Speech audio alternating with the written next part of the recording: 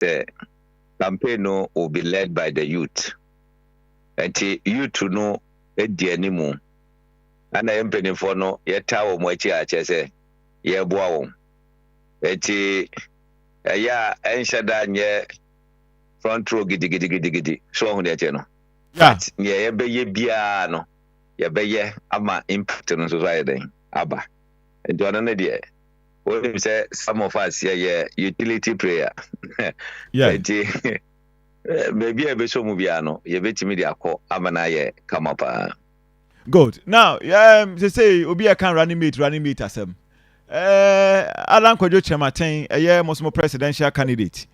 Why na ye hwe nanim? Alan Kwadwo Chematen a independent presidential candidate. Only pressure bia to present a running mate to a committee to vet and as a visa would need that pressure. Or no dear, or no.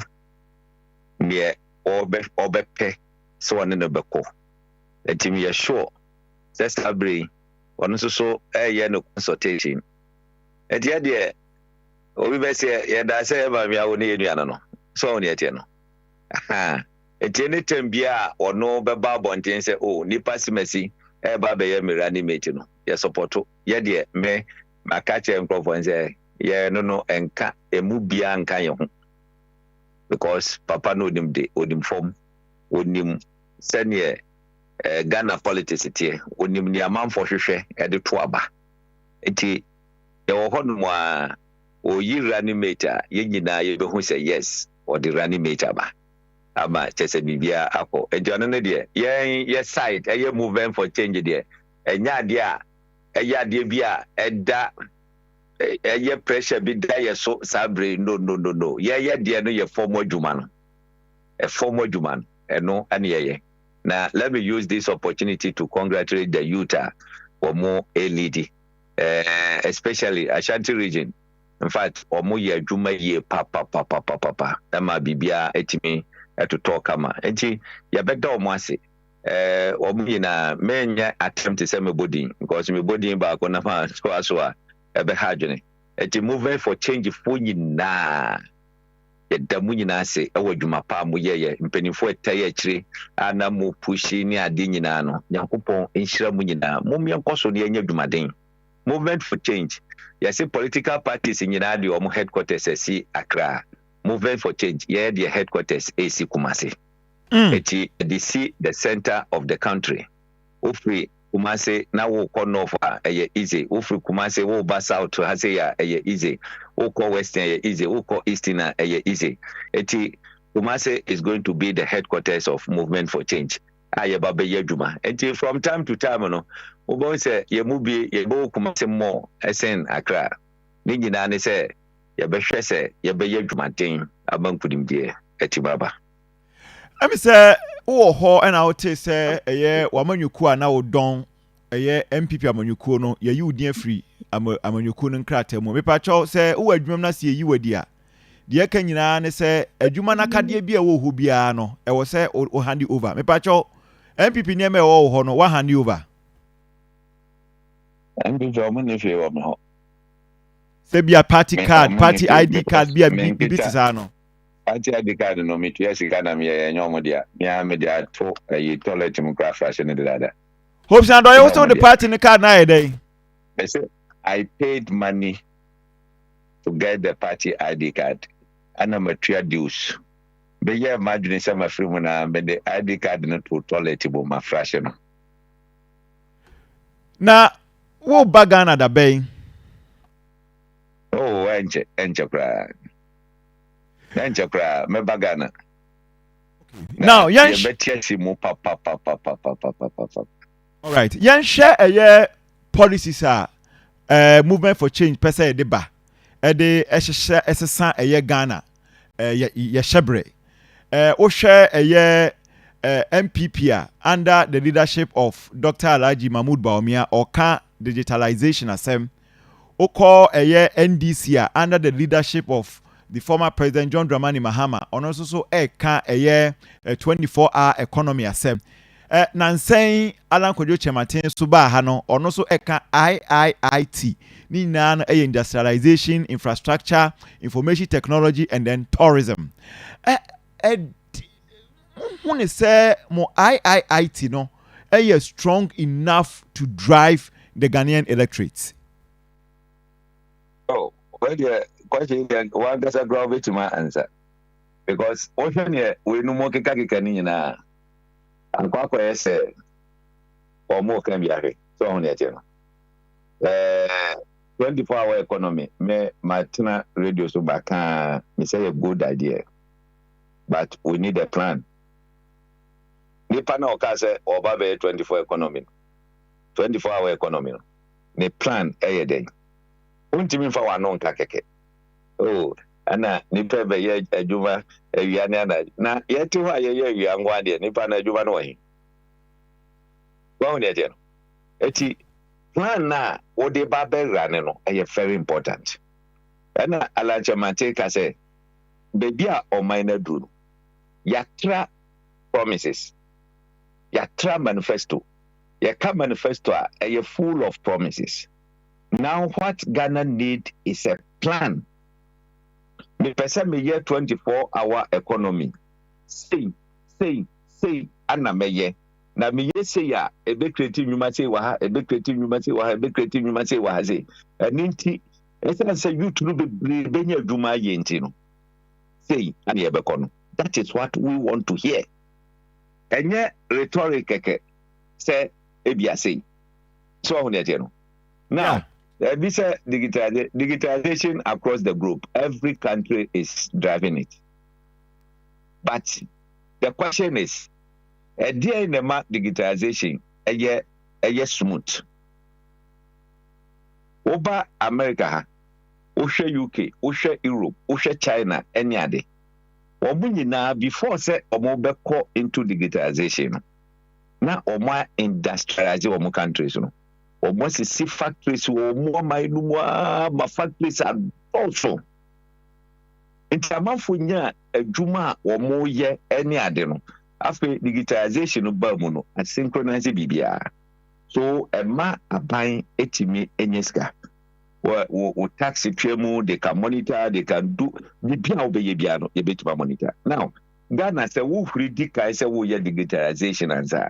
Obe digitalization all right, but impact be na the mama. Nipa no onisika on the phone so the phone no kwede.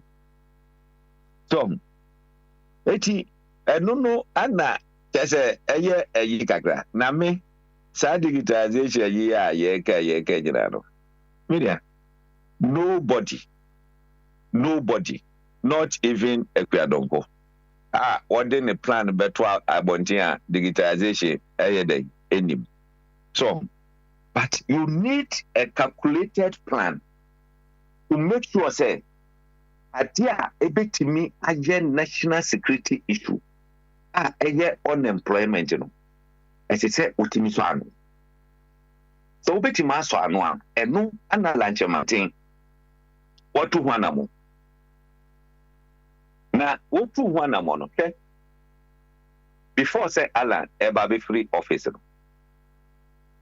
I don't want World Bank. A year negotiation. Say Omuma Meye Kumasi City Kumasi Industrial City. Wakwaje asase wo adwoso ho no mo asase kakra.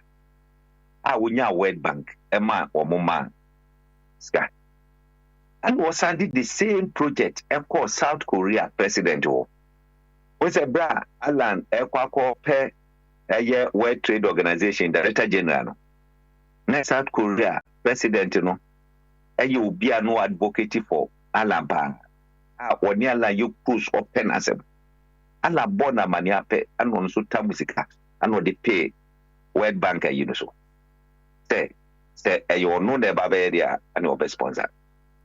Before say Alan be free office, what the World Bank of one echo Yura Otumfo echo introduce one. That project we mu and the amazing kadia into a more year home and she in some bibia conclude or must start ababe a year a honum. adwene no ɛyɛ sɛ ɛbra Kwame Nkrumah tena so yɛnya fa ahudi a no ɔyɛ president no ana wɔsi look let us get industrial city ana Kwame Nkrumah ɛkɔkɔsi tema ne tema ɛnhyɛ da ɛnyɛ ku ne ku ne nyinaa yɛ saa Akoma no village hɔ no so ɔho ne ɛteɛ no eti ɔkɔsi tema as industrial city osisi factories ni ade SCCC ye kan say government bungalows ni e kakeka ho e wo hono ma osiesie tema kama sabi pepepe ana lancha maintain peso bebeye e wazanti mamu ye adwuso dwaben importem honom e ma sa ade no so etimi ko honom bi so eti say Alan talk about industrialization I think say e ho ana the youth of this country e say so mo do o madwene ko because se unya adwuma na wo ye na bosomi so ni etua wo ka eno na menua wo fa phone na wo mia so a wo betima set aye ne wo pese wo ye bia bibia wo pese wo ye wo phone so bia no enye free disika na ye na se wo ni sika wo be den waye ni senti wo sika adwuma first wanya adwuma no then you think about that one. All right. Yeba industrialization nkrampo a ada under ono ne GTP 15-point agenda no na ye 10 why standing into 15-point agenda uji one eye industrialization eno kwa no esa what 10 pillars under the industrialization as that 10 pillars no emu two pe ebetima magana ye betima de ye ho a yenso da yesi ebeko IMF. Okay. Miriam, Friday way ya emrebia ye nyina ye hyehyɛ. So nim sɛ ɛyɛ Alan ne ba. Me kaipa. Friday way say no aba ye da Monday to Friday eno no obi ahye. Enti amanfo to yie pa. All right. It's a ready market. Okay, me de manusi. Okay. There's a ready market. Because say me be drew New York na me call Florida the next day. Me kwa kofa American Airlines airport me check in wie na broni ba ko a no wo kanta ana ofre me gina nche no so pamite wo na me share African way ana so pamite wo omo wo store bi wa sei senke be ya nka yen ko hono na nka menyi shirt bi a me pe no ntua ka na menyi shirt na ehye me no empama and what say no fe adam gaje you know what shirt no me dey co program etino wonde onya abotre me sheda amomu di biaba ana me bisa ne size me se me sheda amomu di biaba na me di aba be man wo airport ho no eti broni no hu ye Africa wear no aye ne fe eti say ready market wo ho no ma adenti na say tailor ni tenase na edu bronya sa brands obi di ntoma mi no abre no the whole year no obi akwakosuan de pam no what the whole year ebia wo mpam nuama up to 10.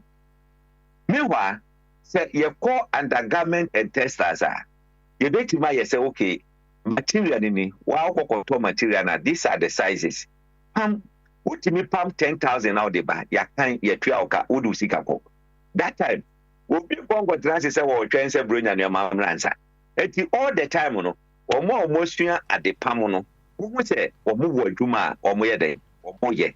All right. Someone na ready market is there. And no, adna ye say ye beti maye amena yi Ghana you to no every sam pempen so a ye wa akwakoye ahokyerem pempen so no e di akọ ye die mu. All right. In a year ye beti manya be $10 billion from the testers. Well, ye be pam tade be pam ye be export go.